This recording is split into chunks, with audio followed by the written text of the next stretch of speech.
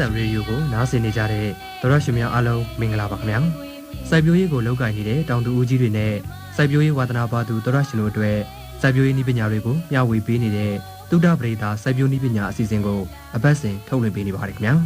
ဟုတ်ပါတယ်ဒီကနေ့အစီအစဉ်မှာတော့စိုက်ပျိုးရေးဦးစီးဌာနကပေးပို့လာတဲ့ဗတ်ဆောင်အကျိုးရှိစေဖို့ဓာတ်မြေဩဇာကိုလျှော့ချသုံးစွဲစုဆိုတဲ့ခေါင်းစဉ်နဲ့ဒီနဲ့စိုက်ပျိုးထုတ်လုပ်ရမှာဓာတ်မြေဩဇာအသုံးပြုခြင်းရဲ့စိုးကျိုးတွေလေလွင့်ဆုံးရှုံးမှုတွေဓာတ်မြေဩဇာကိုလျှော့ချအသုံးပြုတဲ့အချက်တွေကိုတင်ဆက်ပေးမှာဖြစ်ပါတယ်ဟုတ်ပါတယ်ခင်ဗျာ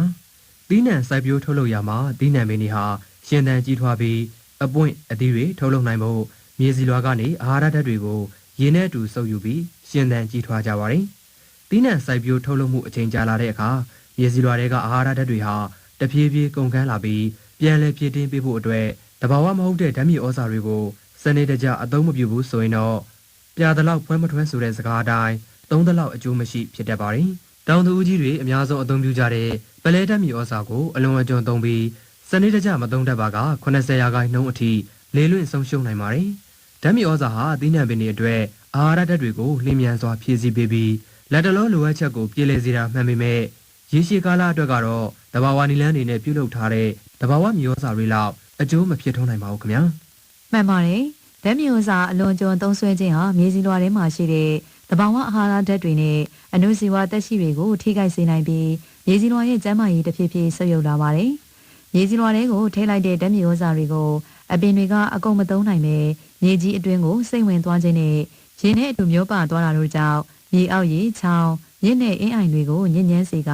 ရေနေသတ္တဝါတွေကိုထိခိုက်စေနိုင်တဲ့အတွက်ကြောင့်ပတ်ဝန်းကျင်မှာရှိတဲ့ရေထုညစ်ညမ်းမှုကိုဖြစ်စေပါတယ်။ဒါအပြင်ဓာတ်မြေဩဇာအသုံးပြုမှုဟာလေထုညစ်ညမ်းမှုကိုလည်းဖြစ်စေနိုင်ပါတယ်။ပလဲဓာတ်မြေဩဇာလိုနိုက်ထရိုဂျင်ဓာတ်မြေဩဇာတွေအလွန်အကျွံသုံးစွဲခြင်းဟာဖိုင်လောင်အိမ်ဓာတ်ငွေ့တစ်မျိုးဖြစ်တဲ့နိုက်ထရက်အောက်ဆိုက်ထုတ်လွှတ်မှုကိုတိုးစေပါတယ်။ဓာတ်မြေဩဇာသုံးစွဲခြင်းဟာသီးနှံစိုက်ပျိုးထုတ်လုပ်မှုကုန်ကျစရိတ်ကိုမြင့်မားစေပြီးတော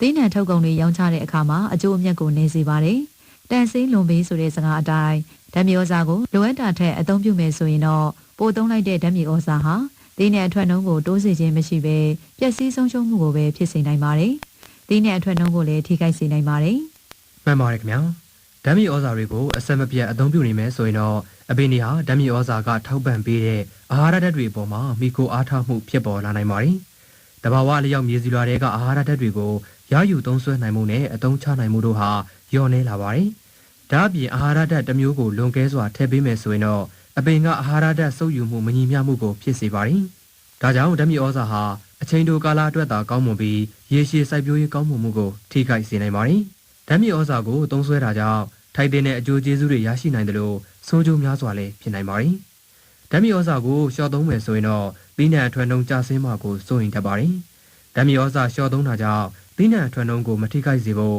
့တဘာဝမြေဩဇာနဲ့ဇီဝမြေဩဇာတွေကိုတွဲဖက်အသုံးပြုရပါမယ်။တနည်းအားဖြင့်ဓာတ်မြေဩဇာကိုလုံးဝမသုံးတာမျိုးမဟုတ်ဘဲတဘာဝမြေဩဇာနဲ့ဓာတ်မြေဩဇာကိုရောနှောအသုံးပြုတဲ့နည်းလမ်းကိုအသုံးပြုသင့်ပါတယ်။ဟုတ်ပါတယ်။ဒါကြောင့်တောင်သူဦးကြီးတွေအနေနဲ့ဒီကနေ့ခေတ်မှာအလွန်ဈေးကြီးနေတဲ့ဓာတ်မြေဩဇာတွေကိုအသုံးပြုမဲ့အစားလက်တလုံးမှာစိုက်ပျိုးရေးကုန်ကျစရိတ်သက်သာတဲ့တဘာဝမြေဩဇာတွေဖြစ်တဲ့နွားချီကြက်ချီလင်းနို့ချီအဲ့လိုတိရစ္ဆာန်ချီတွေသိရွက်စိမ်းမြေဩဇာသိရွက်ဆွေအဲ့လိုအပင်အကျွင်းကြံတွေကိုအသုံးပြုသင့်ပါတယ်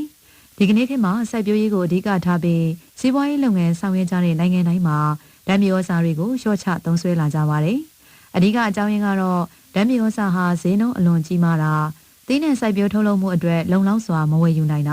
ဓာတ်မြေဩဇာကိုရေရှည်အသုံးပြုလာတဲ့အခါမြေစီလွှာမှာတဘာဝရှိရင်းဆွဲမြေအစီအနှစ်ခန်းချောက်လာတာတို့ကြောင့်ဖြစ်ပါတယ်ဒါကြောင့်စိုက်ပျိုးရေးကိုအခြေခံတဲ့ကျမတို့ရဲ့မြန်မာနိုင်ငံအနေနဲ့လေတောင်သူဦးကြီးတွေအနေနဲ့မြေစီဩဇာကုန်ခန်းမှုကိုတက်တာစေပြီးစိုက်ပျိုးရေးသွင်းအားစုကုန်ကျစရိတ်တွေတက်တာစေကရေရှည်ကာလမှာအထွက်နှုန်းကောင်းမှုကိုရရှိစေနိုင်တဲ့အတွက်ဗတ်ဆောင်အကျိုးရှိစေတဲ့နည်းလမ်းဖြစ်တဲ့ဓာတ်မြေဩဇာကိုလျှော့ချသုံးစွဲပြီးတဘာဝမြေဩဇာနဲ့ပေါင်းဆက်အသုံးပြုကြဖို့ဒီကနေ့သုဒ္ဓပရိသစိုက်ပျိုးနည်းပညာအစီအစဉ်ကနေတိုက်တွန်းလိုက်ပါတယ်။သောတာရှင်များအားလုံးစိတ်ချမ်းသာကိုယ်ကျန်းမာရှိကြပါစေရှင်